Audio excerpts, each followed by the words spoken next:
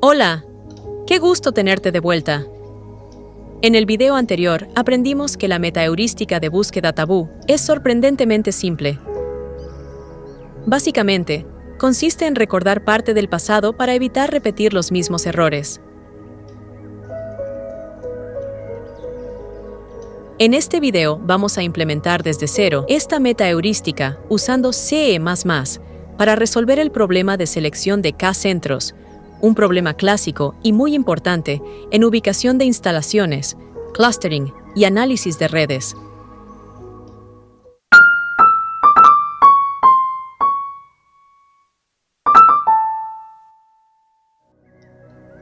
Imagina que debes elegir 3 ciudades de un país para construir aeropuertos. Una posible solución sería seleccionar estas 3 ciudades. Naturalmente, cada persona tenderá a utilizar el aeropuerto más cercano a su ubicación. Ahora bien, ¿cómo podemos medir qué tan buena es una solución? Existen muchas maneras de hacerlo, pero en este video utilizaremos la siguiente: medir la distancia de la ciudad más alejada hacia su aeropuerto más cercano. Dicho de otra forma, la ciudad menos afortunada determina el tamaño de la solución. Bajo esta definición, es fácil ver que esta segunda solución es peor que la del lado izquierdo. Formalmente, el problema de selección de K-centros consiste en encontrar los K-nodos de una red que minimizan la distancia del nodo más alejado hacia su centro más cercano. Y claro, los elementos de la solución no siempre representan aeropuertos.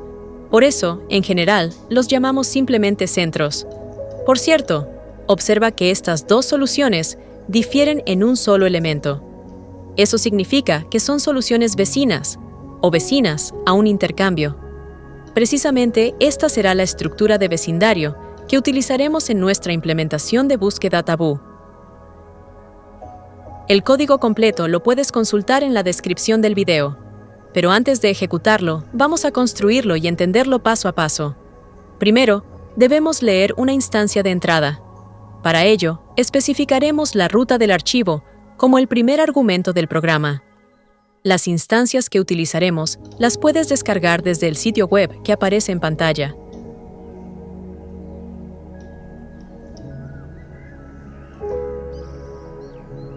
Después, ejecutamos esta función para cargar el grafo en la variable global graph. Si todo sale bien, podremos visualizar los metadatos de la instancia y almacenar en la variable n el número de nodos del grafo. No olvides declarar graph como variable global y añadir este archivo de cabecera, que también encontrarás en la descripción del video. Si compilas y ejecutas este fragmento de código, deberías obtener la siguiente salida.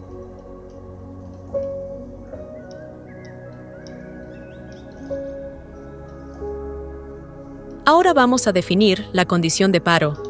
En nuestro caso, la búsqueda se detendrá después de cierto tiempo máximo de ejecución. Por ello, el segundo argumento de entrada será una cantidad de segundos. Más adelante colocaremos el núcleo de la búsqueda tabú dentro de este ciclo while. Una vez transcurrido el tiempo límite, el algoritmo terminará automáticamente. Para implementar esto, necesitaremos la librería Chrono. Si ejecutas este código, obtendrás algo similar a esto. Observa que el segundo argumento indica que el programa debe finalizar después de 4 segundos. Ahora sí podemos comenzar con el primer paso de la búsqueda tabú: generar una solución inicial aleatoria. Para ello, utilizaremos la función randomSolution, que recibe como parámetros el número de nodos y el valor de K. Por esta razón, el tercer argumento de entrada del programa será precisamente el valor de K. La función genera una secuencia aleatoria de K nodos distintos dentro del rango de 0 hasta n-1, que corresponden a las etiquetas de los nodos del grafo. Para lograrlo, necesitamos un generador de números aleatorios. En mi caso, lo declaré como variable global y utilicé la semilla 0, aunque tú puedes usar cualquier otra semilla o incluso valores generados por hardware, Y para que esto funcione correctamente, no olvides incluir estas 3 librerías.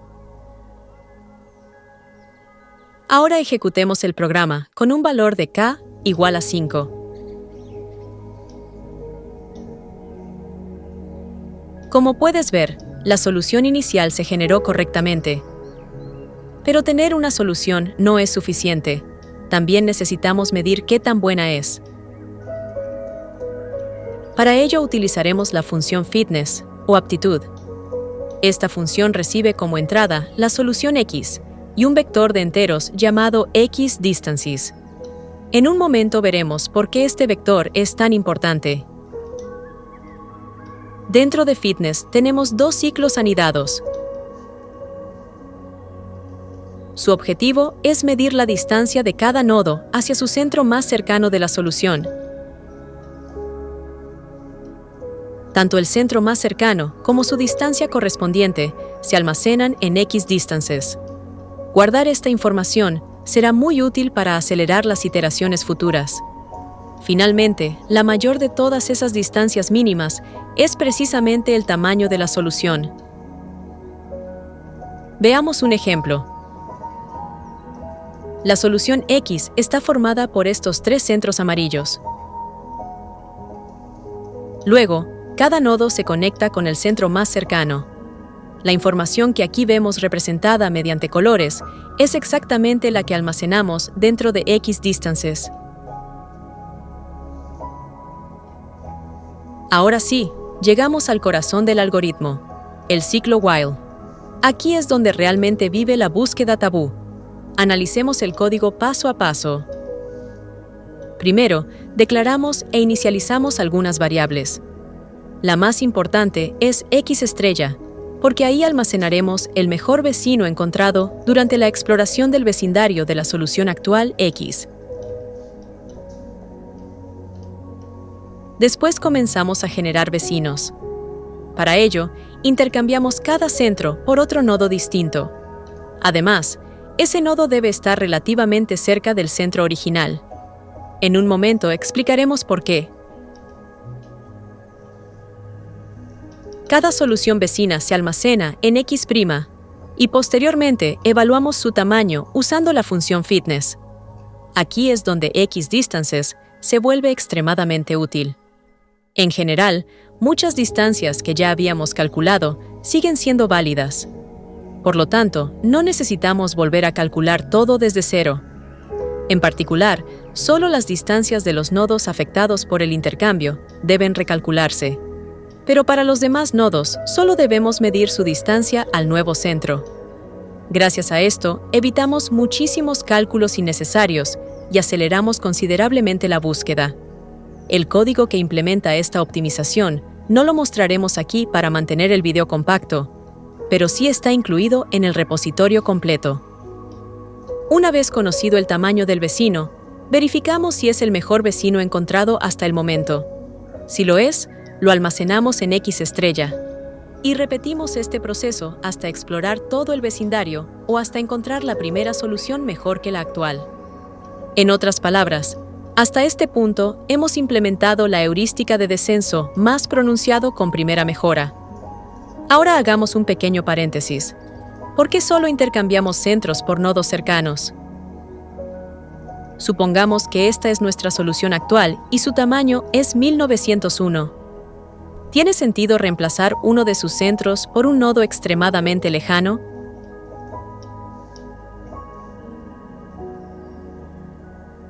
En este ejemplo, un intercambio así produce una solución terrible. En cambio, cuando reemplazamos un centro por un nodo cercano, normalmente obtenemos soluciones razonablemente buenas. Por eso restringimos el vecindario a movimientos locales.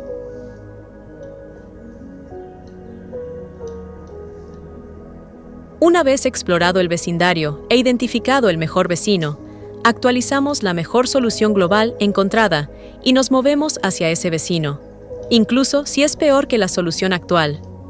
Este segmento únicamente imprime el estado de la búsqueda en cada iteración, pero todavía hay un problema importante. Si ejecutas este algoritmo tal como está Inevitablemente terminarás atrapado en un óptimo local. Esto se debe a que nuestra implementación aún no tiene memoria. Entonces, ¿cómo evitamos regresar constantemente a las mismas soluciones? Existen muchas maneras de hacerlo, pero la más utilizada en búsqueda tabú es la memoria de corto plazo basada en atributos. La idea es muy simple. Por ejemplo, cuando solicitas un automóvil en una aplicación móvil, recibes mucha información: nombre del conductor, marca del vehículo, placas, modelo, pero probablemente terminarás recordando solo un atributo, tal vez el color del auto. Eso mismo haremos aquí. En lugar de recordar soluciones completas, solamente recordaremos el nodo que fue extraído de la solución actual. Y durante algunas iteraciones futuras, estará prohibido volver a introducir ese nodo en la solución. La estructura que almacena estos atributos se llama lista tabú. Claro, debemos tener cuidado. Si demasiados nodos permanecen prohibidos, eventualmente nos quedaríamos sin movimientos válidos. Para evitarlo, definimos una cantidad máxima de iteraciones, durante las cuales un atributo puede permanecer tabú. A este parámetro se le conoce como tenencia tabú. Cuando un nodo abandona la lista tabú, es posible volver a visitar soluciones anteriores. Sin embargo, en la práctica, esto rara vez ocurre exactamente igual.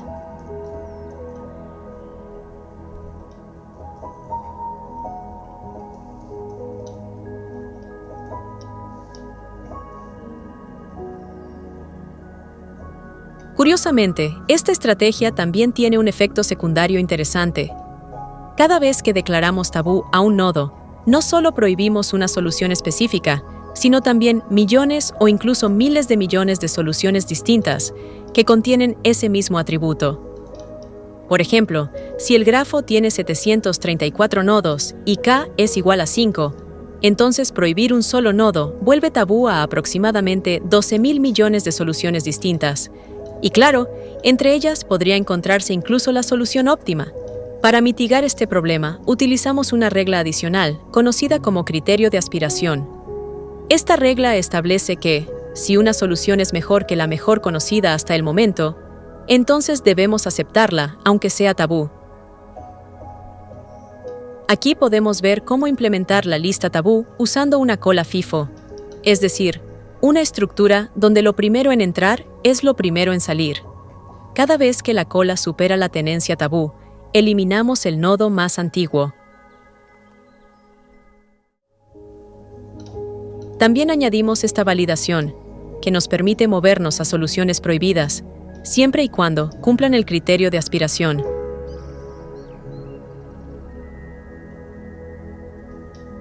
Ahora sí estamos listos para ejecutar nuestra metaheurística.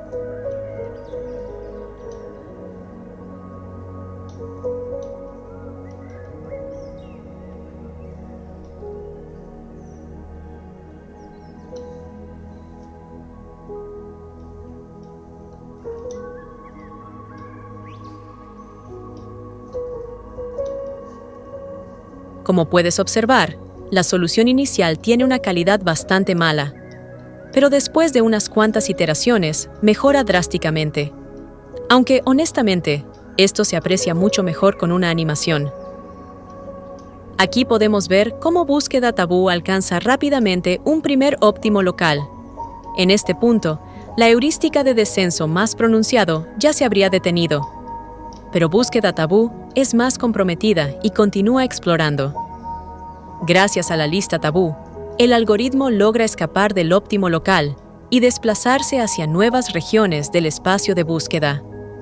Poco después comienza a encontrar óptimos locales cada vez mejores, y si tenemos suficiente paciencia, eventualmente alcanza el óptimo global. Veamos nuevamente esta ejecución, pero ahora visualizando explícitamente las soluciones visitadas en cada iteración.